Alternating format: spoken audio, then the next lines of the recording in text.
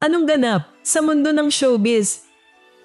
Spotted sa Ninoy Aquino International Airport Terminal 1 ngayong umaga ng July 10, sina Bea Alonzo at Pure Gold President Vincent Co na matagal nang pinaghihinalaang may espesyal na ugnayan.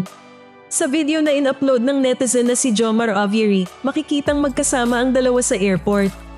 Nilagyan pa ito ng caption na, Bea Alonzo and her boyfriend. Ang sightings na ito ay kasunod lamang ng kaarawan ni Vincent kahapon, July 9, na ika-46 na niya. Noong July 5, unang nakita sa isang public event sina Vincent at Bea sa mismong Pure Gold OPMCon 2025 na ginanap sa Bulacan, kung saan magkatabi pa raw silang nanood at halatang halata ang pagiging close. Bagamat ilang beses nang namataan na magkasama, nananatiling tikom ang bibig ni Bea at Vincent tungkol sa tunay na estado ng kanilang relasyon. Nagsimula ang mga haka-haka noong Mayo matapos mapansin ng mga netizens na may mga larawan si Vincent mula sa Andalusia, Spain kasama ang isang hindi pinangalanang babae sa kanyang private Instagram account. Kasunod nito, nag-post din si Bea ng photos mula sa parehong lugar, suot pa ang kaparehong outfit na nakita sa post ni Vincent.